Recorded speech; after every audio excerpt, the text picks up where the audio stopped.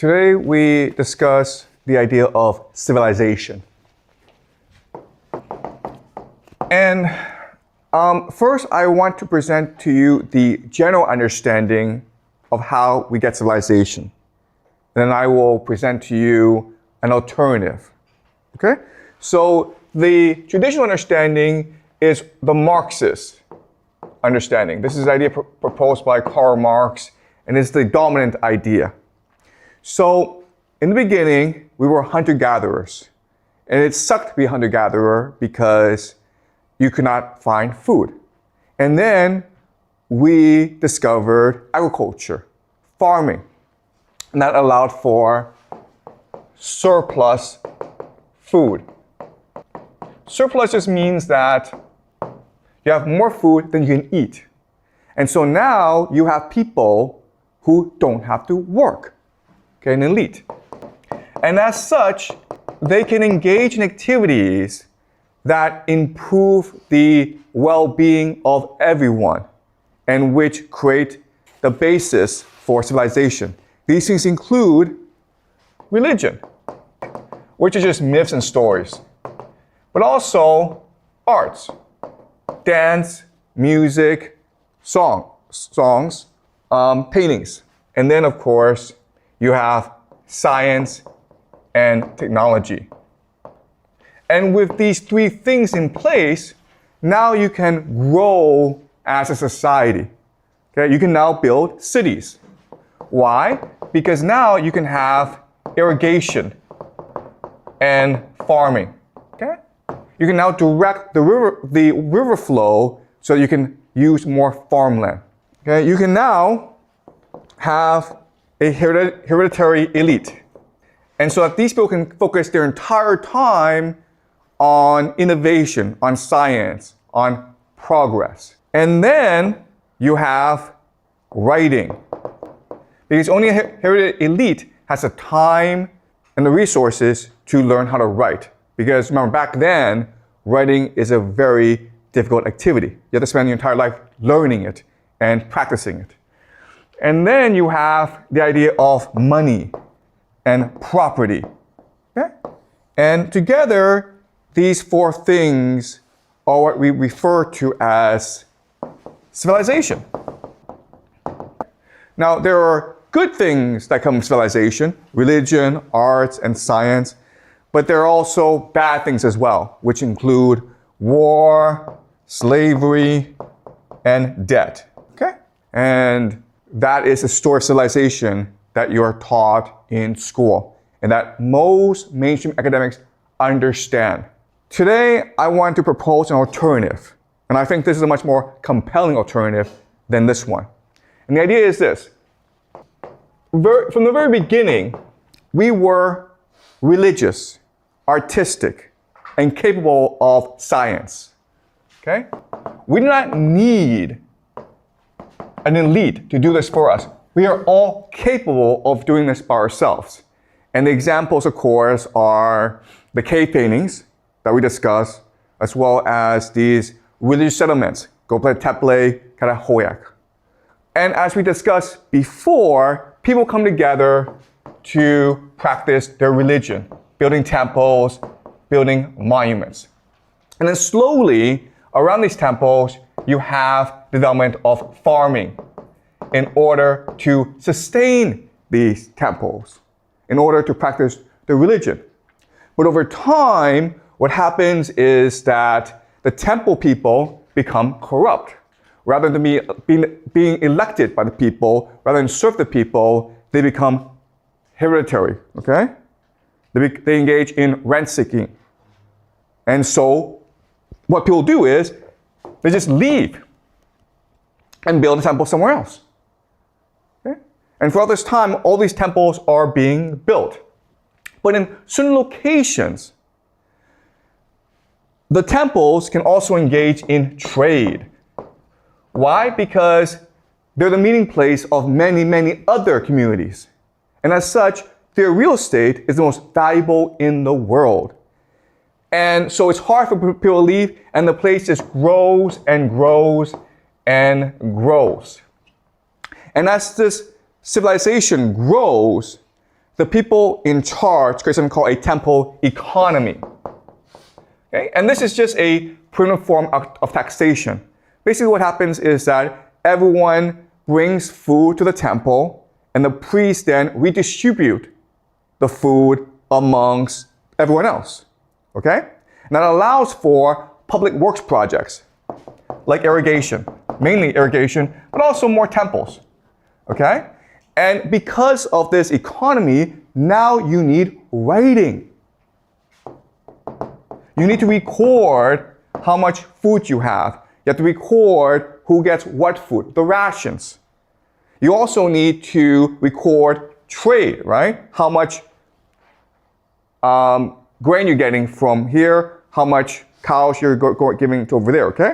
Now you have a writing system, then you have money. But as this civilization develops, a strict hierarchy emerges. And the hierarchy goes against the natural order. Also remember that people at any time can just choose to leave. So how do you make people stay where they are and just follow the natural order? Well, now you have to create mythology. Okay? Which then you encode or write down, so that it seems as though it's coming from the gods themselves. Okay, does that make sense? In other words, civilization did not give us religion, arts, and science. We already had these things. We could at any time in our history do all these things. Civilization is a device meant to gaslight or fool people into believing that a hierarchy is legitimate when it is not legitimate.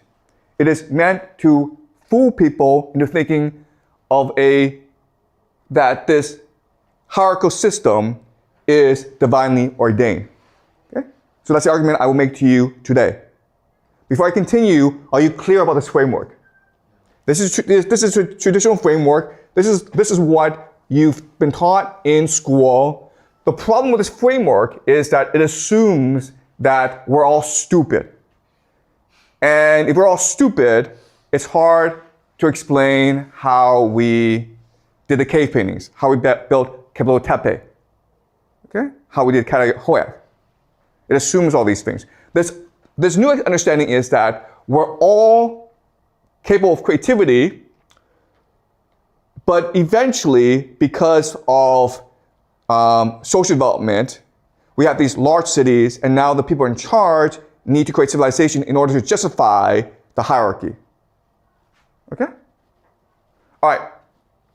So having said that, let's look at the 4 earliest major civilizations in our history. And they are, of course, Egypt, Mesopotamia, which is modern-day Iraq, the Indus Valley civilization. This is also referred to as the Harappan, okay? Harappan civilization, because their capital is Harappa. And then the last one, of course, is China, right? Now the question then is, why is that these 4 are the early civilizations? And they have 3 unique characteristics, okay? The first is their latitude. They're actually in the same latitude. They're not too hot and they're not too cold, which makes them perfect for agriculture. Okay, that's the first characteristic. Second characteristic is that they are by major rivers, right? So Egypt is, of course, by the Nile. Mesopotamia has something called the Tigris and the Euphrates.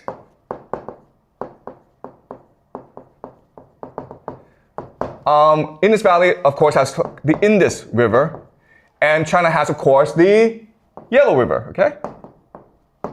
That's the second major characteristic. This allows for you to build a fairly large city, okay? Because now you can solve the water and transportation problem, okay? And also agriculture.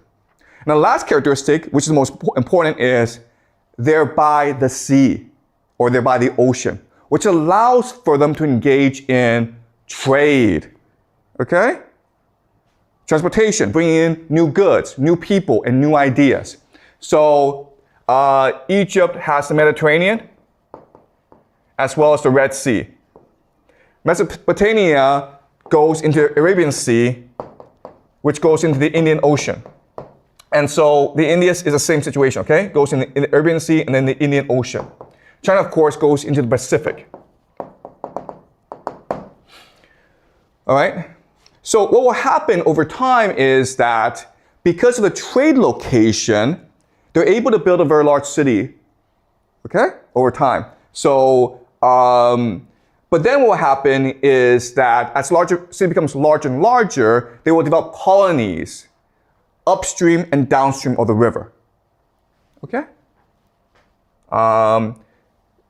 So they will build more colonies, and this is how you get civilization, okay? You always have a major city, and as it becomes too big, you have other places in order to expand your trade reach, okay? So the priority is trade.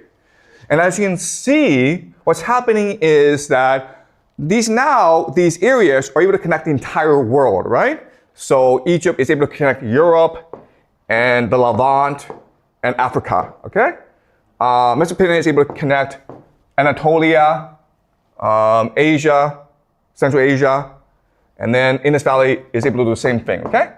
China is a special case because of the Himalayas. So there is trade actually between China and these other parts, but not as much. And so China is a special case, and so that's why we don't discuss China in this class. Okay? So these three places are what we collectively call Western civilization. So you may have thought that Western civilization is just Europe and America. That's not true. Okay, if you just look at the history, these places have always been in contact with each other, and collectively, they built the foundations for Western civilization. Let me ask you this question. Looking at this map, where is the most strategically located place? You guys know?